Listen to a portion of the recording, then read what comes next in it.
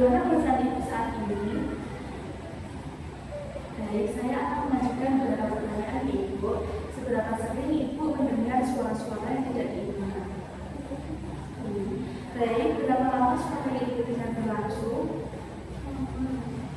Baik, dari mana Ibu merasa suara itu terdengar? Seberapa keras suara yang Ibu dengar? Apakah Ibu yakin suara itu berasal dari diri Ibu atau dari luar?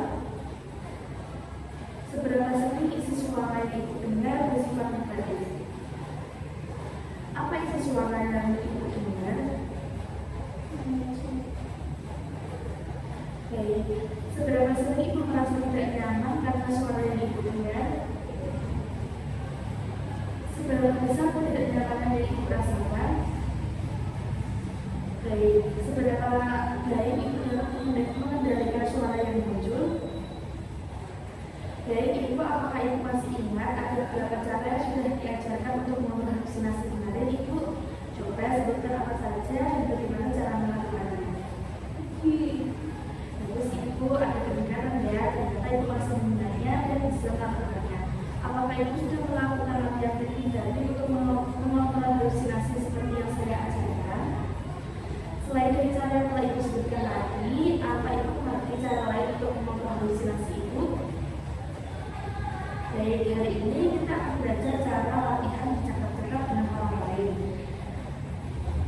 Sesuai dengan janji kemarin, kita akan mengontrol halusinasi dengan bercakap-cakap. Tujuannya untuk mengontrol halusinasi dengan menolak.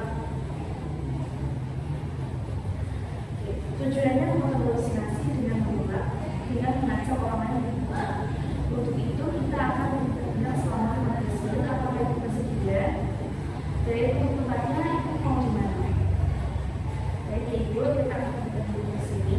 Yang pertama, apakah Ibu sudah mengerti apa yang dimaksud dalam mengontrol halusinasi dengan metode bercakap-cakap? Metode terapi yang teknik bercakap-cakap yaitu metode terapi yang membantu menderita halusinasi, terutama halusinasi kebenaran, untuk merespon suara-suara yang tidak nyata secara sadar. Dengan berbicara kepada seorang tentang halusinasi, Ibu dapat mengurangi kecemasan, menopang perintah dari suara tersebut, dan meningkatkan kontrol diri. Tujuannya untuk mengurangi intensitas halusinasi, membedakan kenyataan dengan halusinasi, serta meningkatkan kualitas hidup.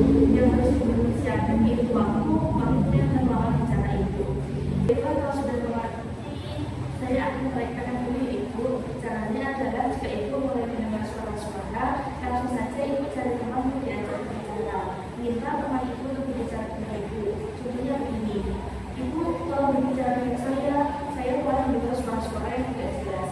Ayo kita ngobrol, atau Ibu bisa mengajak perawat dengan cara Bu atau suster, tolong kemari, saya mendengar suara-suara tidak jelas, tolong ajak saya berbicara. Coba sekarang Ibu bisa mempraktikkan. Terus Ibu bisa melakukannya ya. Nah, setelah latihan ini bagaimana perasaan Ibu saat ini? Baiklah Ibu, bagus sekali. Nah, sekarang apakah Ibu masih ingat bagaimana cara memproduksi dan bercakap-cakap, bagaimana pengertiannya, tujuannya, apa saja yang perlu dipersiapkan, bagaimana cara latihan yang sudah saya ajarkan tadi Ibu? Baik Ibu, kalau begitu saya akan membantu masukkan gerakan ini ke dalam tubuh Ibu ya. Nah Ibu, bagaimana kalau tiba-tiba ada suara yang membuat Ibu halusinasi? Ibu nanti coba pakai latihan tadi ya. Ibu lakukan kegiatan tadi selama 3 kali sehari atau saat Ibu mendengar suara-suara tersebut, supaya suara-suara yang didengarkan tidak mengganggu lagi. Nah, saya akan masukkan ke dalam jadwal kegiatan Ibu ya.